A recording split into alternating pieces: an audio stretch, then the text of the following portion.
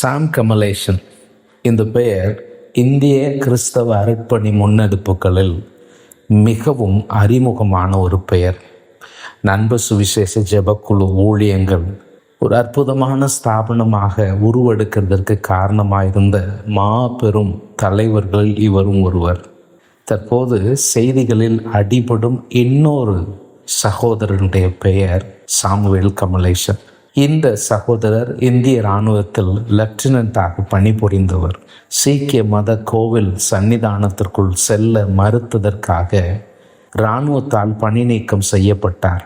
இதை எதிர்த்து ஹைகோர்ட்டில் வழக்கு தொடுத்த பொழுது ஹைகோர்ட் அவர் பணி நீக்கம் செய்யப்பட்டது சரிதான் என்றது.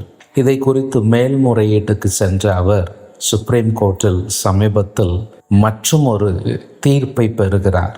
சுப்ரீம் கோர்ட் தன்னுடைய தீர்ப்பில் ஹைகோர்ட்டினுடைய உத்தரவை செல்லும் என்று சொன்ன பொழுது அவர்கள் சொன்ன கருத்து இதுதான்: இவர் இராணுவத்தில் சேவை செய்ய பொருத்தம் இல்லாதவர், தகுதியற்றவர் என்கிற வார்த்தை உபயோகம் சரியாக இருக்காது என்கிற காரணத்தினால் இந்த வார்த்தை உபயோகிக்கப்பட்டு இருக்கலாம்.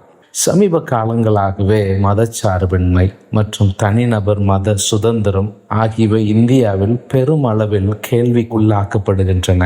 இந்திய குடிமகன் அடிப்படை உரிமைகளை பறிக்கும் எந்த நிர்பந்தத்திற்கும் இடமளிக்க கூடாத அமைப்புகளால் எப்படி இது போன்ற அழுத்தங்களை செயல்படுத்த முடிகிறது? அனைத்திற்கும் காரணம் இன்றைக்கு ஆட்சி கட்டிலில் அமர்ந்திருக்கும் அரசியல் கட்சி தான். இதே போன்ற சூழல் ஜஸ்டிஸ் குரியன் ஜோசப் அவர்களுக்கும் நேரிட்டது. புனித வெள்ளி அன்று அரசு நிகழ்ச்சியில் பங்களிக்க அவருக்கு வந்த அழைப்பை மிகுந்த கண்ணியத்துடன் மறுத்துவிட்டார். அவருடைய பதவிக்கு பங்கம் வரவில்லை.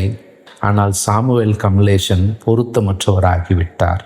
கர்த்தரை பற்றிய தன் சாட்சிக்காக மிகப்பெரிய விலை கிரயம் செலுத்த வேண்டிய சூழலுக்கு தள்ளப்பட்ட சாமுவேல் கமலேஷன் கர்த்தரால் ஆசீர்வதிக்கப்படுவாராக.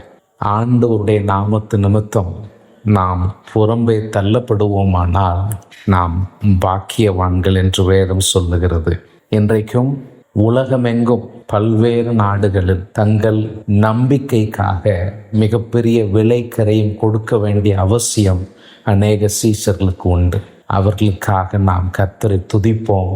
அவர்களைப் போல நம்முடைய வாழ்வையும் கர்த்தர் ஆசீர்வதிக்க ஜெபிப்போம். சிலுவைக்காக எதையும் சகிக்க, எதையும் தாங்க, எதையும் எதிர்கொள்ள நாம் ஆயத்தமாயிருக்கிறோமா?